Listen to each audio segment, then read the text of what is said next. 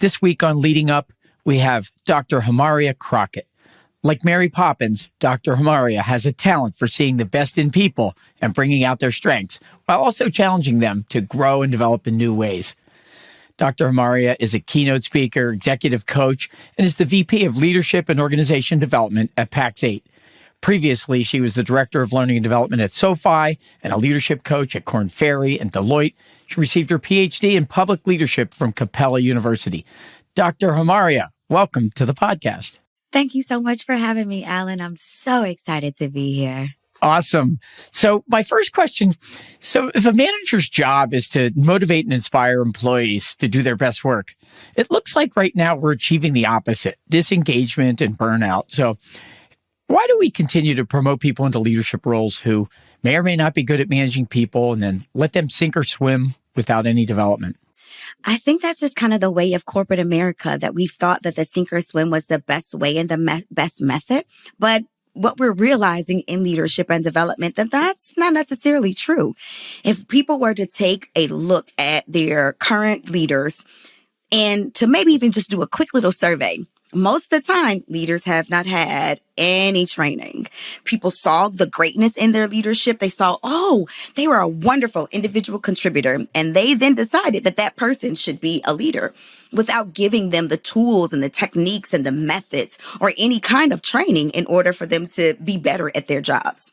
So hopefully, this podcast really is to help those emerging leaders to gain some skills, to gain knowledge, to gain some additional kind of abilities that will help them in the long run, or maybe even today. Yeah. So where do we start? Where do you start with a person? They might be freshly promoted into management. What's first? I think the initial thing for any individual to do is to start thinking about their own skills. What was it that another leader saw in them that said, you know what? I'm gonna promote you. What did that look like? And then to be able to take those particular skills and to cultivate them. And now I know sometimes it is a little, let's just say it's not the best thing for people to say they want to do, but we also have to think about our kryptonite, those areas that we're not so good at, that we kind of stay away from. We need to be sure that we're thinking about, again, the things that we're really good at and the things that we may not be so good at. Because as a leader, all of that's going to come to the surface. As a leader, all of the things that you suck at, that you're terrible at, the people that you're leading, they're going to see it. They're going to pay attention to it. And so it's very wise for you, again, just to not only pay attention to the things that you're really good at and things that you excel at and things that people saw in you, but also to cultivate those skills that may not be so good. Most of the time, it's going to be soft skills. Most of the time, it's going to be people skills. Most of the time, it's going to be communication. Because that is the number one reason why people leave organizations, is because lack of communication, lack of career development, lack of transparency, and generally it's because of their leadership. So what could someone do that's listening right now? Let's say they're not a manager, to improve their communication skills and maybe their development skills. If those are the two big reasons why people leave, what could somebody do right now to get better at those two things on their own? Yeah, a few things. One, you can think about, are there some leaders that you know, some mentors or individuals that you're like, wow, I really like their leadership style? It could be your current leader or maybe even a past leader. Go and have conversations with them. Find out how they became the leader that you look up to, or a leader that you really appreciate their skill set. The second thing I think is really important is for you to go get some research, go do some looking up of other things, i.e. go to a Udemy course, go to some conferences, figure out the sweet spot of really who you are and where you really need to be as it relates to a leader. The third thing is an assessment. You can do Strengths Finders. You can do MBTI, so Myers-Briggs. Any assessment that helps you to gather who you are now and for you to be able to identify maybe some blind spots could be very, very useful as it relates to you as a current leader or you wanting to be a leader, so that you can prepare yourself for your own future. So as I process that, I hear a lot about finding your purpose. And I saw some new research. Deloitte put something out and it said purpose-driven companies have higher market share and they grow 3 times faster and the workforce is happier and customers are happier and all this great stuff. But individuals need to have a professional purpose beyond making money. And I know that's something that you've thought a lot about, you talk about, you've done research on. So can you talk about how can we help someone discover their purpose? Why does it matter? And what are the benefits of going through it? Yeah. The thing about finding your purpose, I'll give you this staggering statistic. For girls, if a girl doesn't find her true voice or herself by the time she's 12, it takes generally to her 30s, mid 30s, almost 40s in order for her to find her voice. For boys, it's 13. So imagine if you have gone all of these years without having a voice. And now, generally speaking, people in leadership, they're in their late 20s, early 30s. And this is the time that you have that, oh crap, why am I here? You may not necessarily want to be a leader while you're having that, oh crap, why am I here? Like, oh no, who am I? And having that in the mix of being a leader.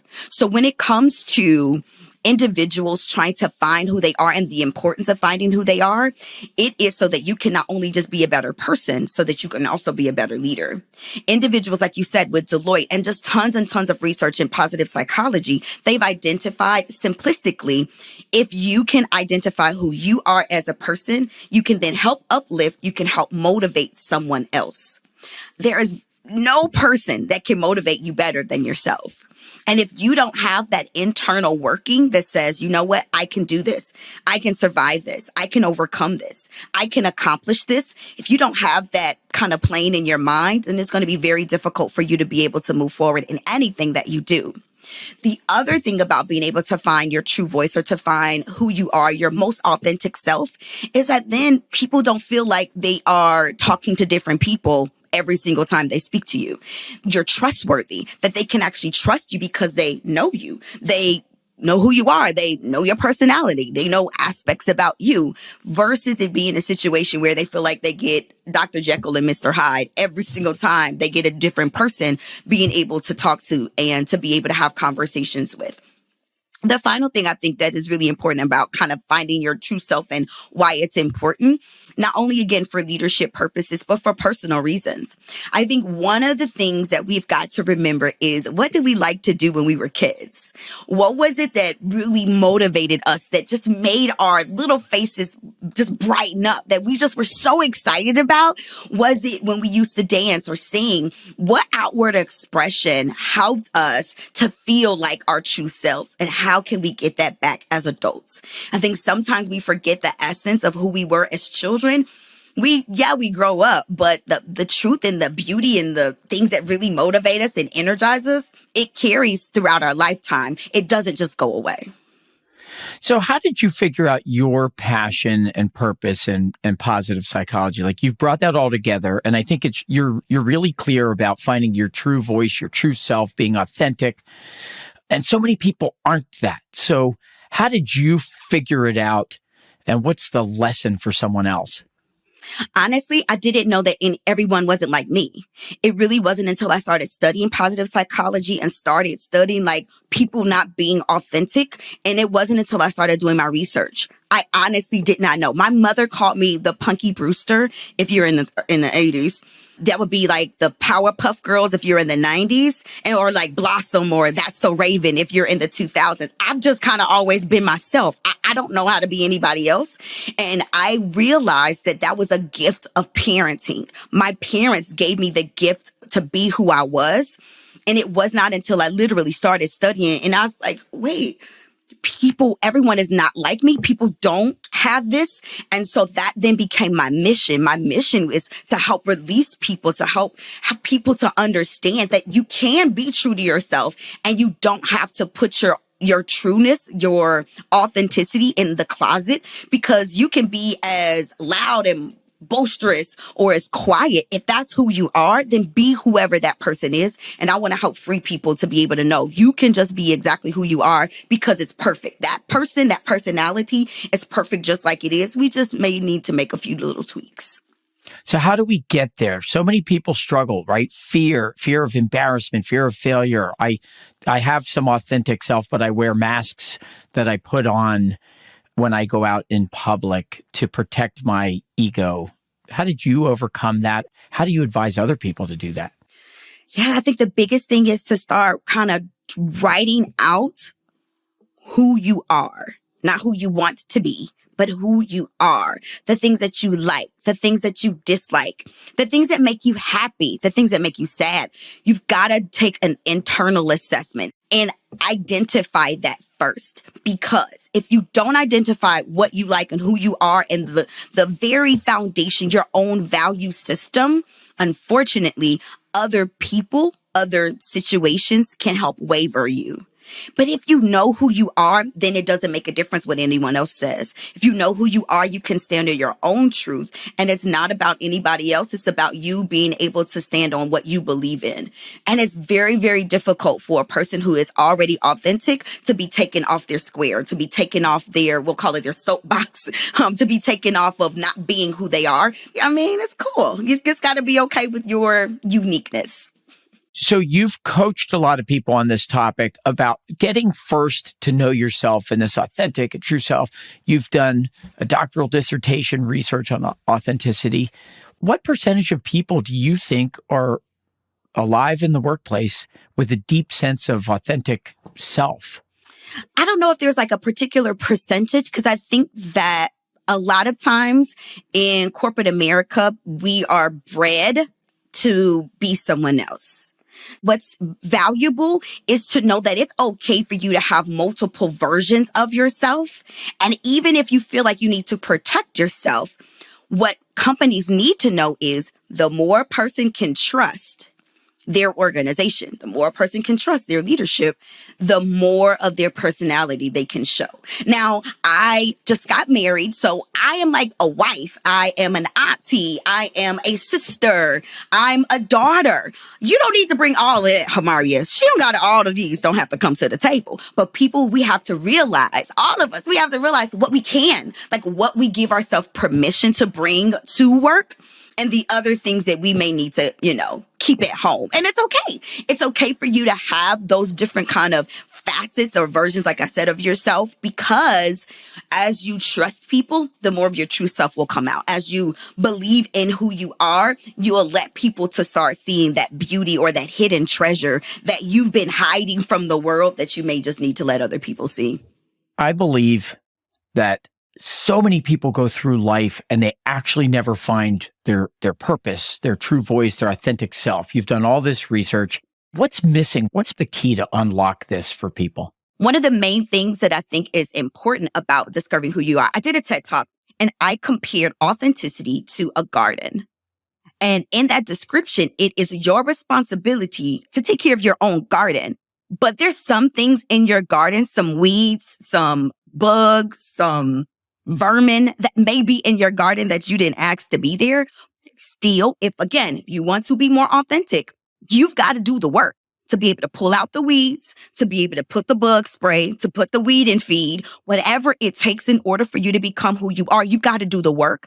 It's not good enough to just say, oh, I want to be more authentic, but we are not digging deep inside of who we are. We are not uprooting who somebody said that we should be, or we need to be, or following a dream that's not our own. In my research, one of the things that I found is that every single person, if they were considered to be authentic or inauthentic, the one thing everybody had in common was one way they were able to express themselves. For some people, that was singing. Some people it was writing. It could have been poetry. It could have been public speaking. Everyone has something that they can start with in order to become more authentic.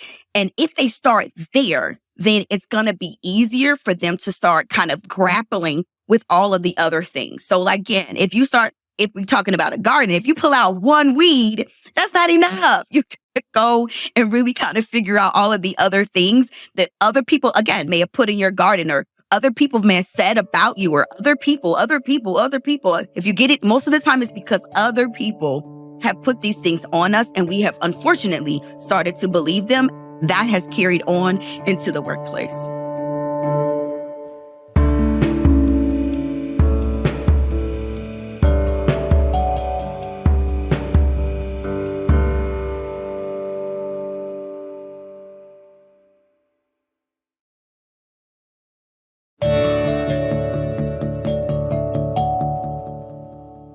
So let's assume that we could get through and find our authentic self as this fundamental foundation upon which everything else is built. What are the skills? You talked about communication being a critical skill. You said it's probably the number one reason you're going to leave, whether you're by your own choice or not. Talk about some other skills that once we figure out this authenticity thing, we practice it. And I think, I don't want to misspeak, but what I think I've heard you say is that's like the critical foundation upon which everything's built. So talk about what comes next. Yeah, and let's be real, being and trying to find your authentic self is the hardest part. Right. Once you identify that, these other things are not as challenging. Like I said, your communication is key. Also, being able to identify what you want to be. And it doesn't mean that it has to be today, but like giving yourself a way to kind of envision what the future can look like for you. Because the thing is that if we don't have an ending, because, think about it. When we grew up, we knew that we needed to graduate from kindergarten. We needed to graduate from 5th grade. We needed to graduate from middle school. We needed to graduate from high school and college. Most of the time we need like a goal that we can aspire to be or to aspire to do. So yeah, maybe your goal is to be a CEO of some blah, blah, blah, blah, blah company. Cool. That's great. Wonderful. You have a goal in mind. Now you can work backwards to really figure out, what does that mean? What skills do you have to have? What information do you need to know? So if you can kind of work from there as a new leader or an emerging leader, it's going to be very helpful. What is going to be harmful is if you're just floundering everywhere and you really don't have any kind of direction. You've got to create direction for yourself so that you can accomplish goals. And remember, goals are those tiny little accomplishments so you can have small wins. It's not always, I became a CEO tomorrow. Like, have the small wins and be okay with those small wins until you get to your larger goal. So what do you say to someone that has, I want to be a CEO and I want to be tomorrow? And by tomorrow, they mean like in a year, in 2 years. Yeah, I think that's feasible for some people. But if you're talking to people and you're talking to your network and you are having conversations, you'll realize that if it is from a multi-million or billion-dollar company, it's just not feasible because of the work that needs to happen, the experiences, as well as being able to answer some of those very big questions. And if you've not answered them for yourself, it's going to be real difficult for you to lead a large group of people. So for those people, I've coached people. They're like, yeah, I want to be CEO in 2 years and I just graduated from college. Of course you do. It's a great idea. Not to say that you can't do it. I want you to do what you think is great, what you think is best. But I also, not to warn people, but I'll say is to help inform people that the greatest gift that you have is time. And sometimes it takes time in order to cultivate you to become whatever this thing is. The reason why we have elections or the reasons why we have people to walk through or work through a process is because we know it takes time to cultivate a skill. We don't plant something and then go outside the next day and say, oh, look at that beautiful whatever it is. It takes time. And sometimes we have to just be mindful of that. To know, again, it's not to say you cannot do it. It just generally takes a little time for things to develop and for things to grow. Hopefully you are the person that's developing and you're the person that's growing. Yeah. So a number of people that have been on the podcast, very successful people, have said that, I'll phrase it my way, perseverance is one of their keys, right? You got to, and you've said this, you just got to get in and you got to do the work. So do people ever have a misset expectations? I want to be a CEO in 2 years. Like, how do you get them to dream a little bit about this beautiful future they aspire to, but also grounded in reality? Like, look, that might just take 15 years and that could be okay. I think the greatest thing is to ask questions around what you want to be. So, okay, cool. You want to be a CEO in 2 years. Why? Who told you that was what you needed to be? Why is that in your mind? So like you have got to ask yourself the who, what, when, where, why, how questions in order to start to really discover why is that your goal, and the goal and the time, why are those set together? Because if you don't identify that, then it sounds crazy to everybody else that hears it. And again, it may not be crazy to you because you're being your authentic self. Along the way, you probably will figure out you may not have exactly what it takes right now in order to do that. And that is okay. It's not failure. It's just learning from your own successes or your own mishaps. And that's all right. All right. So let's build off of that. How do I climb the corporate ladder? I don't think there is a corporate ladder anymore. I think that we have done a disservice to people to talk about it being some magical ladder. I don't know. Is it like at the end of the rainbow? Like, I don't know where it is. I don't know where you locate it, but I'm pretty sure I've never found the ladder. I don't know if you found it. I don't have the ladder. I don't know where it is. Nope. So if none of us has seen the ladder, found the ladder, know where the ladder is, it probably means that it's not real. What I do know is that everyone's career is their responsibility. You have to listen to people when they talk about their career, and most people are not going to tell you that it's been straight up. I like to call it a jungle gym, or you can think of it of a lattice versus a ladder, because it's going to be kind of all over the place. It may not just be a direct trajectory. And we also have to consider too that people don't necessarily stay in the same industry. It used to be a time where you worked for General Motors your entire life. That's what my father did. He worked for General Motors for 40 years. My mother, she was in education for 42 years. That is not our current reality. People bounce around in industry. I personally have been in government. I've been in higher education. I've been in technology. I've been in finance. Those things were not as readily available back in the day. But now that we have these multiple different facets, that's as unique as you are, your career can be as unique as you. So we have to own our own career. And what you're saying is, it doesn't need to look like a ladder. It can look like a jungle gym. We have to get to some destination, and we all might get there in different ways, but we own it. What are some tips that you could give someone to own their career? What can I do to progress through the jungle gym or the lattice? Yeah. Again, it goes back to your own goals. What are the goals that you are setting? Or is it about money? Is it about a lifestyle? Like if you were able to design your perfect life, where you were able to wake up tomorrow and you had the exact life that you wanted, write it out. Write out what that would look like. What does your rich life, your glorious life, your magnificent life, what does that look like? Then think about will it take to get there? Because if you don't then identify the work that it's going to take, you won't wake up and be in that life. You'll never wake up to be in that life if you just think you've got to go up a ladder and you're not thinking about all of the different ways that you can get there. The other thing I think is important for you to have conversations. Think about your network. Talk to people that are close to or you are like impressed by the things that they have done. Talk to them, have conversations to see where they are and how did they get there. And I think finally, it's giving yourself, again, grounded in reality. Go do some looks on like Indeed or maybe even LinkedIn about those jobs. What do they say you need to have as a skill? Look at the job description. If you don't have those skills, then that also gives you an idea of what you can look for and what you can be doing now that will help set you up for the future. Yeah, I love it. So finding role models and building skills. So figuring out what those skills are for that path for you. There's something, you and I talked about this before, but there was a famous Harvard Business Review article in the 90s called Teaching Smart People How to Learn. And essentially the argument was that successful people don't experience enough failure. So they come in and never want to fail or try to fail. So I guess they play it safe forever. And I was thinking, you do a lot of work in this area. So can you talk about what are some reasons why smart people fail? Yeah.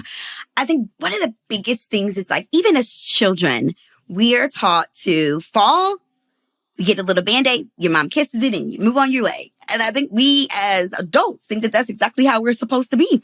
We are supposed to only touch for a second on our failures and then move on to whatever else we want to do or whatever we want to aspire. Some of the greatest, if not the greatest, inventors will share and have shared how many times it took in order for them to discover whatever they discovered. The thing about them, which is a little bit different from a lot of our leaders today, is they looked at what did not work, why it did not work, so they could change it, tweak it, and then make it work. It took multiple times versus sometimes we just think, the first time I do this, it's supposed to be everything. It's supposed to be great. It's supposed to be wonderful. Everyone is going to love it. And that's not always the case. And I believe if we are more mindful on the things that we may not have done right or may have not done perfectly or may not have done where everybody just praised us for it and we really worked on the things that we may have failed on, then we will be more successful. One of the greatest, I think, because I am from the city of Chicago, players is Michael Jordan. He won a whole lot of rings. He won a whole lot of championships, but he played a real long time and he did not receive a championship every single year. And I think we have to keep that in mind. We won't win every single time we're on the court. We won't win every single time we do a project. We won't win every single time. And if we learn that it's okay, that we don't always have to win, but there is beauty in coming in second, third, 55th, whatever the number is, it's still beauty in that. We'll be doing ourselves a lot more than us thinking that every single time we do something, it has to be glitter and gold and rhinestones and everyone should throw us a party. We should be okay with being okay with failing, knowing that that then helps to set us up for our future. All right. So as we wrap up here, we have a question that we ask all of our guests, and that is, what are you curious about and learning right now? You know what? One of the things that I am super curious about is this tool called ChatGPT. I think it's fascinating, AI. So that's something that I'm really, really into right now, and how that can help people to feel better about learning, knowing that it's literally at your fingertips. And will that change people receiving information from technology versus from other human beings? I don't know where this AI thing is going. I just think it's really fascinating, especially typing something in and it tells you, these are the 5 steps to be a good leader. Does it really tell you that? I don't know. So I'm thinking that it's interesting to really know how technology is moving and shaking and being formed. And as human beings, how we are respecting it, honoring it, or not. That's what I'm thinking about now. Love it. Thank you, Hamaria. Great answer, and a topic that none of us knows where this is going. Right. Thank you. Dr. Hamaria, thank you so much for joining us on the podcast. Thank you so much for having me. I really appreciate it. It's been a joy.